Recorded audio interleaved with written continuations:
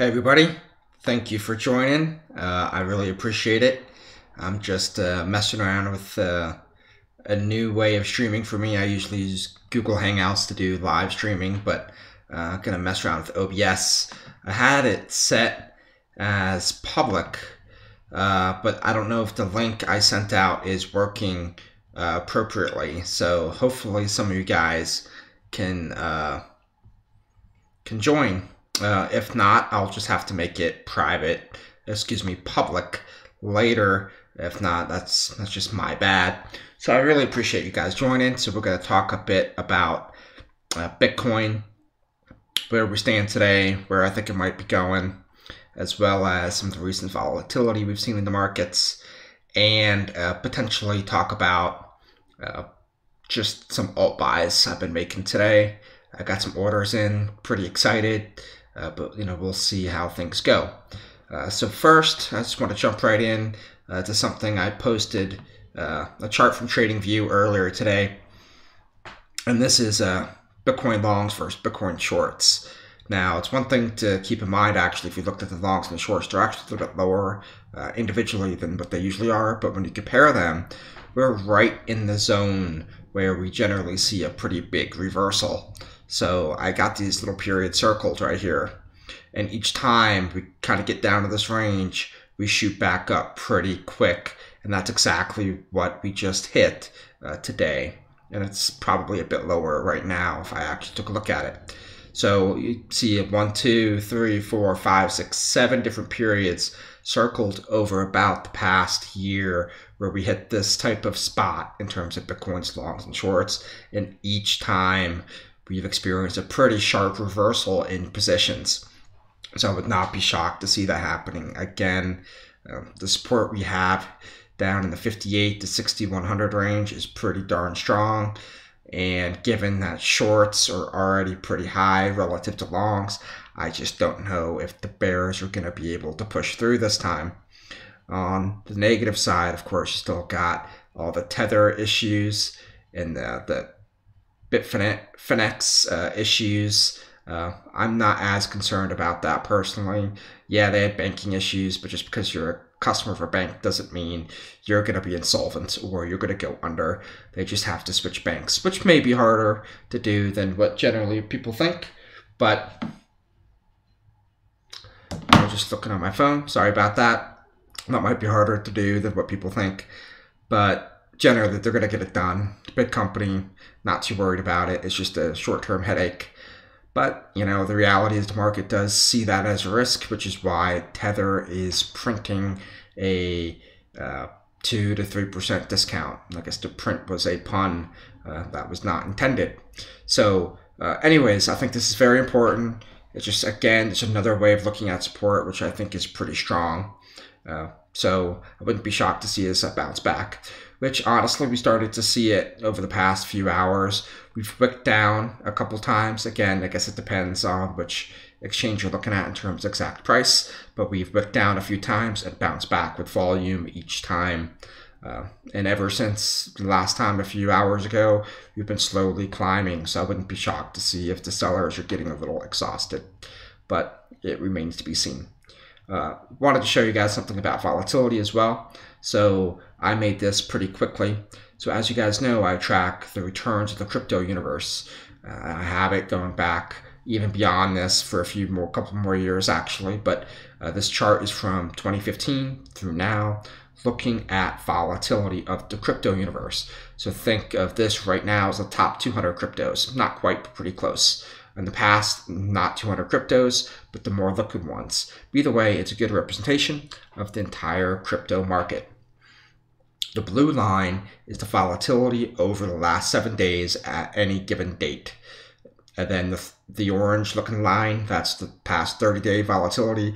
And the, I guess it's green, that is 90-day volatility. So different horizons. The longer the range, the more days in your period, the smoother your line is going to be. The shorter, the choppier, the more impact a single day is going to have on your volatility. But either way, we've been under this misconception that we were seeing some ultra low volatility, and we were compared to the past 6 months but it's nothing new for Bitcoin. It's nothing new, excuse me, for crypto in general. We've had these long periods, which frankly the past week or two is not a long period, but we've had actually long periods of low volatility. Like if you look 2015 all the way through mid 2017, you can see this blue line is pretty low as we just were a couple days ago. Often in 2015, 2016, 2017. The orange line even lower than what we've been. The green line certainly lower than what we've been. So we've had these long spells of low volatility in the past. So it's certainly nothing new. And even in 2017, while the longer term volatility, the 90-day, didn't get quite this low, the 7-day and the 30-day got this low a couple times. So even in the bull market of 2017, we've had periods where volatility was pretty depressed. It's nothing new, nothing to really worry about, nothing to really take too many. Just not really telling you anything about the future, but it's something to keep in mind that this wasn't abnormal. The market wasn't breaking. People weren't getting disinterested. Nothing of that sort. It's just what happens occasionally. So I appreciate you guys listening to that little diatribe. Just bouncing back. Yeah, it still says the video is private here, but maybe I'll just refresh and see if it pops up. Oh, there I am. How about those apples? Now I'll pull out the chat and we can talk. All right, let me pull this out. And I'll bounce back to my page and I'll pull up the chat here and we can chit chat for a sec. Okay, so question, are we going down more? Personally, I don't think 5,800 is going to break. That's just my opinion. So I think that's pretty rock solid. I think there's a lot of fundamental positives coming out in November, December, January, February. If we were going to break 5,800, we would have broke it, gosh, June, July, even February, March. Right now the situation's a lot better than it was then. So certainly I'm pretty confident that we're not going to break it, but I'm prepared, and there's certainly I'm never going to be the one to tell anybody that there's no chance of something happening. Anything's possible. So be prepared for the worst, but position yourself for the best. How does Tether get away with printing? Well, I had a weird pun. I don't think they're necessarily printing right now, but it's in theory the way it works. They're supposed to get dollars, and when they get dollars, they're able to print or send out tethers. So every tether is supposed to be backed by $1. I tend to think it most likely is. Some people think it's all BS, but yeah, it's kind of up to market and what the market thinks. Right now, not fully confident in tethers. That's why it's trading at a 2-3% discount. But again, we've seen that in the past too. That's nothing new. I wouldn't be shocked if you come back in a week or two and Tether's trading close to $1 again. Yep. Thank you. I'm the boss. I think I'm okay. I appreciate it though. But yes, the daily close over 6,200 were bullish for me. I just read that comment. For me, it's not necessarily the daily close, although I think a lot of people here, they spend a lot of time on technicals. So daily close or weekly close or monthly close, very important to them. For me, I tend to think more continuous time. So the end of the day isn't some magical number, although I get most of my data at the end of the day, but in practice, it's not a magical number. So as long as we kind of stick around above 6,000 for sure, I'm fine. If we dip below 6,000, I get a little more worried, but 5,800 is still kind of the magical number. Okay, got a question. How risky is it to invest in coins in your model? It's a high risk and high reward. Should I stay in Bitcoin right now instead? Well, I think with my model, there's a lot of ways to invest in it. And I've talked to some people in DMs and kind of gone back and forth on different ways to do it. So there's some ways that are higher risk, some ways that are lower risk. and it's a lot of ways that are just a complement to other things you do. So the way I personally do it, I have a good chunk of my crypto money in the model, how I trade the model. Then also I have some other money just in Bitcoin kind of locked away. I have some money, a much smaller amount, that I kind of trade in and out and try to add value by quote unquote timing the market, even though I think it's pretty hard to do. And I have an even smaller amount in kind of altcoin long-term holds. So it all kind of complements and pairs well together for me. I would never recommend personally putting all your eggs into one type of strategy, because no strategy, whether it's technical, quantitative, fundamental, moving average indicators, B-bands, or whatever it is, they're not all going to work all the time. So it's kind of good to diversify a bit. So certainly, have multiple strategies, but how risky is it also really depends.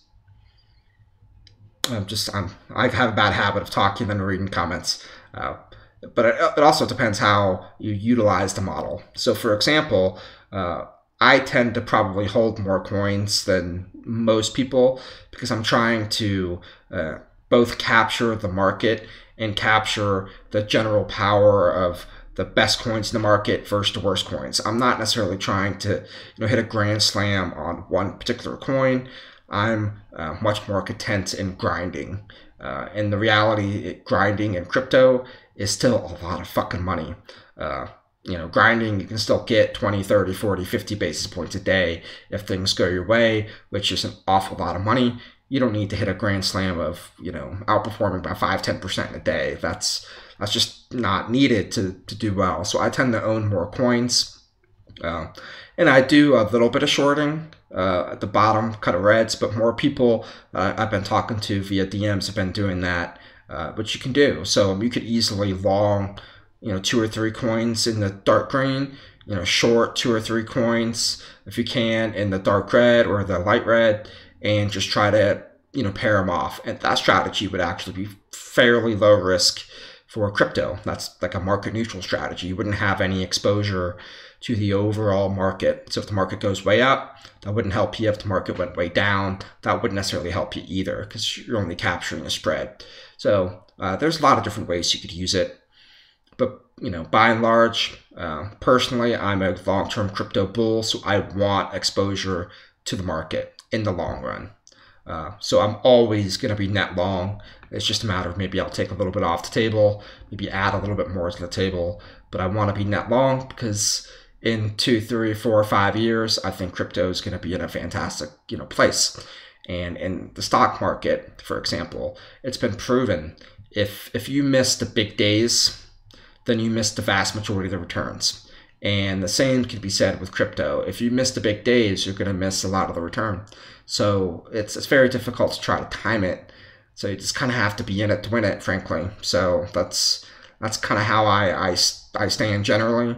And I try to pick up a few Bitcoin here and there, or small pieces of Bitcoin here and there, via kind of timing the market. I got another question or comment about discrete continuous time. Well, so algos and other traders seem to value regular intervals.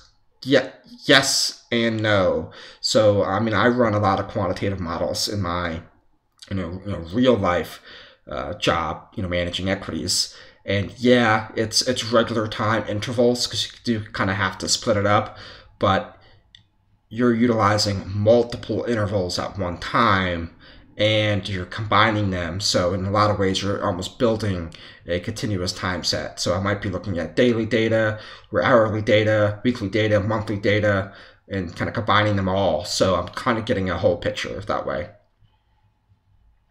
What exchanges can you use to short alts? I guess it depends, where, you're at. There's a variety of places that you can short. In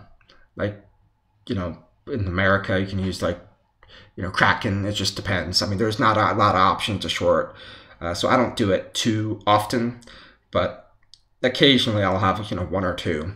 But when I do it, it's not appropriate to really segment your money in your mind. You should generally think your entire net worth in one basket. But when I do short, I do try to have it kind of offsetting long somewhere where I'm treating it truly like a pair trade. Yeah, Bitfinex is one too. So, I mean, there's a few out there. All right, so we can kind of go through the model, real quick. I posted on Twitter what I actually own, which I own quite a bit, right now. So, like I said, though, especially in this market environment where volatility just picked up, I'm not trying to hit a grand slam. If the market recovers 5–10%, I'm hoping my coins do, 3–4% better, which is plenty. That'll be awesome. I don't need to hit the next coin that goes up 40–50% if the market recovers. So that's why I own a lot. So I own Ethos, Augur, Loopring, Time New Bank, AION, Bitcoin Diamond. Not the biggest fan, but it's kind of volatile. It can pop here. Cardano, Siliqua, IOTA, Populous. So I mean, I own a lot in the dark green here. Some of those I might not actually own officially yet. I might have orders in, so you can certainly front run me if you got in. I own Storm as well. Don't own them, but I could. It's a fine coin to own. Status, same thing. It's a fine coin to own. OMG, I don't own it, but again, I'd have no problem if somebody bought it. And that's the beauty of this model, is we're just trying to differentiate from the best and the worst coins. It's not picking the market direction, anything like that. It's just the best versus the worst. And there's a lot of coins out there. So even though I own a lot, you could own a completely different set. And there's nothing wrong with that. You could do just as good, if not better, than what I'm doing. Wanchain, I own a bit of that. Nexus, I own some of that. Icon, I own some of that. I actually sold some when the market was going down. I sold some Pundi on that kind of bounce up. So I still own it, but not nearly as much. IOST actually did pretty well, relatively well yesterday. I sold some when it was still up. I think same with Golem too, even though in theory I think they're fine to own still. I can keep going, but I own a fair amount, so I'm pretty excited. I think the market's going to do okay. I think there's a decent floor, but if it goes down, that's just the way it goes, and they'll just keep grinding away. But overall, I think 5,800 is still a pretty safe floor. And the lower we go, I mean, naturally, kind of the riskier it gets, but 6,000, 5,800, whatever number you want to pick, is held pretty strong. It's been a pretty good long opportunity, so it's I think it's a decent time here. Another question: will I keep my model available every day for free? I mean, that's kind of the plan at this point. Just because I haven't really thought about it, but I mean, I know if I feel like I start getting bad execution, because people are front running me or whatever, then maybe I'll do something. But for now, plan on keeping it free. One thing I don't want to do is throw all my trades in, make sure I get execution, then post my model. I don't think that would be fair. I don't think that's very ethical. So, I post it kind of when I do it and kind of when I put trades in. Of course, sometimes I'll get execution pretty quick. So, maybe I'll be a little ahead, but it's not necessarily intentional. But if I get to the point where I'm putting trades in, all of a sudden the markets are moving because of this, which, it's obviously still very small fry, then maybe I'll do something. But I don't foresee that soon, but you never know. I've actually tried to maybe do shrimpy, certain things like that, where you can kind of follow me or get execution with me. So that might be interesting to do. Next question: will the model tend to beat Bitcoin even when the market is down? Well, it depends how down. So if Bitcoin's down 5%, alts are not going to beat Bitcoin. I mean, that's just kind of the way it is in that particular day. But hopefully I won't do as bad. If the market is, slightly down, there's a decent shot it could beat it. If it's flat, I'd expect to beat it. If it's up, I'd expect to beat it as well. But every day is different. Like something like this in real life too. Like when I manage my equities, I mean, you can't really be judged on a single day. You have to be judged on a month or 2 or 3 or quarters or even years. Anything can happen any particular day. But by and large, if you think Bitcoin's going to drop 10% tomorrow, you probably don't want to be in any crypto. But if you can predict that, then you probably wouldn't be watching me. Really, no one can predict that, so it's not even worth contemplating. That's pretty admirable. Well, I mean, we'll see. I'm making no promises. I mean, even if one day I had to charge or not post it as often, I'll still post it occasionally for free. I mean, it's kind of no big deal for me, but we'll see how things go. Especially if people actually click my ref links, that'll help too. But maybe not Honey Miner. I've made like 50 cents on that. Even though I got like 10 referrals, so that doesn't really help too much. But definitely, support by subscribing, retweeting, referral links, whatever you can. So I'll bounce over to kind of love-hate section here, pull back up the chat. One thing too, with Bitcoin being down, the reality is the market is actually, is actually still up in 2018. Now, a lot of that is from January. So if you looked over the past handful of months, it's down. But certainly there's a lot of dispersion amongst altcoins. So you can pick up alpha or just excess return or extra Bitcoins, however you want to define it. Even in a bear market, it can be challenging, but it can be done. But like I said before, you kind of have to be in it to win it. And you don't know where the big days are going to come. I mean, you see a lot of traders out there what they call waiting for confirmation, which is fine. I mean, there's different ways to do it. But there's going to be a lot of people out there, in my opinion, that maybe got bearish around 10K Bitcoin or 9K Bitcoin. And they've been either neutral or shorting, whatever it is. But they're not going to flip their position until Bitcoin gets to 10, 11, 12, 13, 14, 15,000. So they're effectively going to get back in later than they got out, so they're going to lose. So right now that might be gloating, but these type of market timing trades, there's always two sides to the coin. It's when you get out and when you get back in. It just remains to be seen how many of these traders are going to be able to get back in at the right time. And we've seen it over and over and over again with equities. 2008, 2009 is a prime example. A lot of managers out there got out of the market early. They were good, geniuses.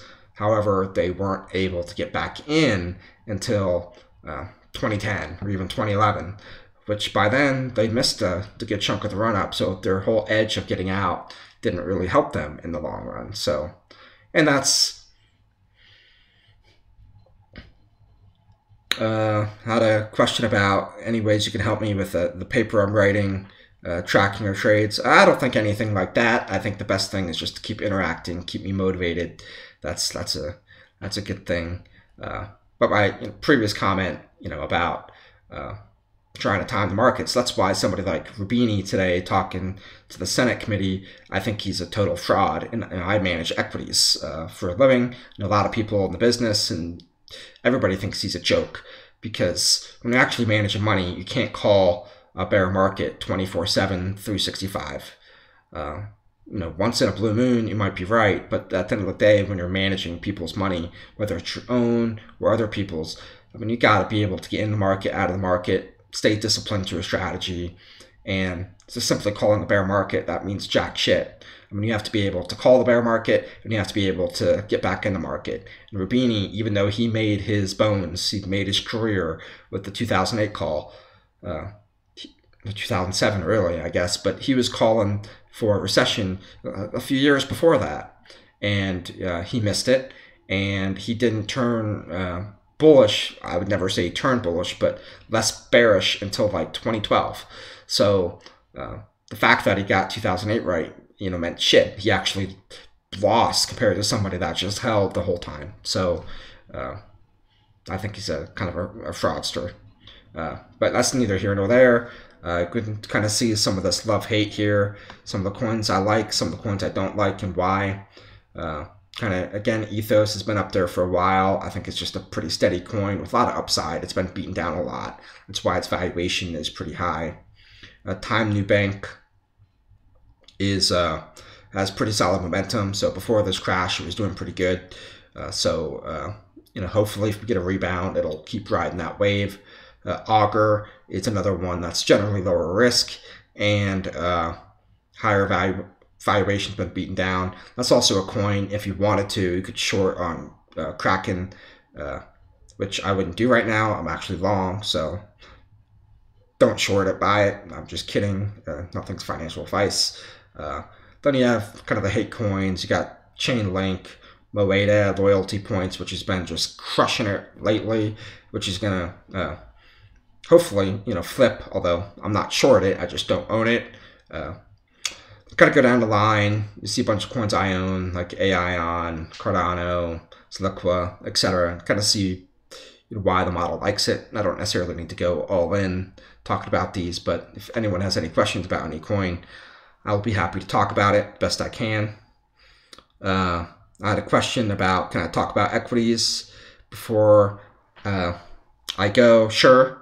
Feel free to ask questions. In terms of equities right now, at least in the U.S. market, we've seen certainly a de-risking taking place, and it's really been a rotation into safer big cap stocks and a deleveraging of the momentum trade. Momentum has been doing fantastic, and that's been wound down a bit over the past day or two.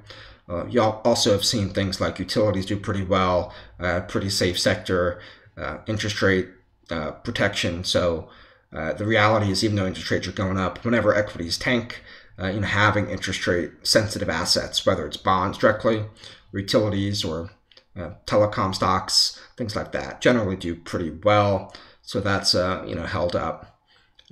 In terms of kind of the name brand stuff, Apple, Amazon, Netflix, Tesla, etc. Generally, tech stocks are pretty overvalued right now, extremely stretched, though Apple's not really so. They have a lot of cash on their balance sheet, so not too worried about valuation with Apple, but you see it with your Amazons and Netflixes, etc. So if the market turns, it's certainly going to be pretty bad for them. Tesla, that's incredibly risky, period. So I generally wouldn't touch it unless you're swing trading or doing something very short term. In terms of the overall drop, the reality is February had a bigger day than the last 2 days for the Dow Jones combined. So even though it's been hit pretty hard, it's nowhere near as bad as what February was. And February had 2 pretty bad days. So not quite in really danger or scare territory yet. We're going to have to come down a bit more before the alarm bell should start ringing. Even in February, we had 2 really bad days. Some good earnings came in, and the market kept going back up. I wouldn't be shocked to see if that happens again. Earnings are projected to still be pretty good, so have to wait and see. But if they come in pretty good, I expect the market to rebound a bit. Although, given current valuations, it's unreasonable to expect double-digit, 20-30% returns on equities for the next year or two at these valuation levels. Although with these earnings that's coming in and current GDP growth, it's also kind of hard to see a 20, 30, 40% correction as well. So I think we'll kind of be in that middle ground. Okay. So I think another question, do I ever hold coins for a day or two when they go into the red zone just to see if they go up, or do you recommend selling right away? Actually, I currently own a couple of coins that are below 50. Usually I do sell them, but not always. So this is where, everybody can use the model a little different. So I'll give you an example. If I buy a coin because it's in the dark green, and then the next day it drops in the model, I'm generally not going to sell it. I'll like to hold it for a day or two because I know the model works over, say, a week horizon, even though I've had some astute followers ask me why I took the weekly performance off. That's a different issue altogether.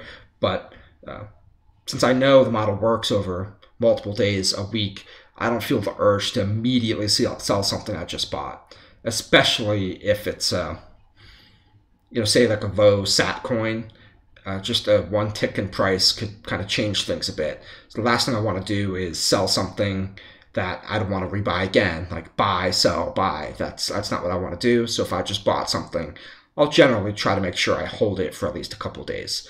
The exception to that is if it pumps pretty quick, which has happened in the past. So if I buy something today and it pumps 30-40% better than the market, you can guarantee that I'll be selling that coin. So there's certainly some exceptions to that.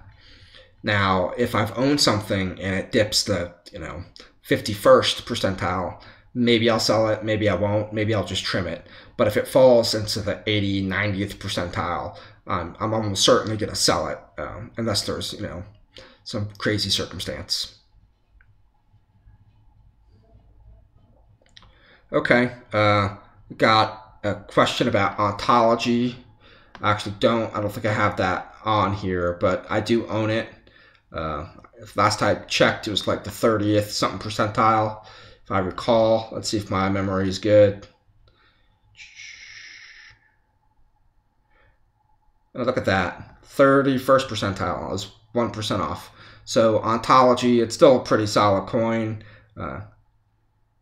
If I recall, like it was beaten down quite a bit, so it has good valuation, and also it's a little bit lower risk coin compared to some of these others.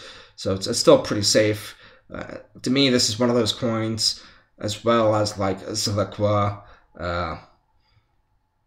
AION is kind of often up here, where they're probably not going to be in the below 50th range very often. It could certainly happen, especially if it pumps. But those are the types of coins I could actually see myself holding for a month or two from this model. So there's a kind of asymmetric turnover. Sometimes it might pop in and out of the model real quick, and sometimes it might stay for a while. But I've noticed certain coins like NEM, Ontology, AION, like I mentioned, ZIL, tend to stay quite a bit. So it's kind of just one of my coins I've just been holding, and I'm feeling pretty good about it. All right, guys. Well, thanks for joining. I certainly appreciate it, and sorry for some of the bouncing around on screens, but trying to figure this all out. Hopefully we can do this more often, and always happy to talk equities as well, or just kind of multi-asset class. Do have to watch what I say a little bit for compliance reasons, but kind of talking broadly isn't a big deal. So anyways, hopefully the market didn't crash during the past 15 minutes of us talking. So anyways, take care, safe trades, don't over risk yourself. Whatever your risk tolerance is, adhere to it. Whatever your discipline is, adhere to it. That's the most important thing. I think one of the worst things you could do is kind of change your strategy or discipline midstream. So if you're somebody that bought and held and kind of rode it all the way down these ranges, the worst you can do is try to get overly fancy here and get what they called whipsawed, which means you lose on both sides. So you don't want that to happen. So just be cautious, be disciplined, and everything's going to work out. So until next time, you guys take care, and I appreciate you joining. Certainly subscribe, click ref links if you haven't been on any of these other exchanges. I'm actually on Binance, KuCoin, Cryptopia personally. That's why I have them listed here. Binance is definitely my #1 exchange. Just the most liquid, big coins, pretty deep coins, in terms of just the universe. So definitely Binance is my #1, but occasionally I'll jump in KuCoin or Cryptopia, depending on what's out there. I think they're all pros and cons. So certainly support however you can, and I will talk to you guys later. Thanks.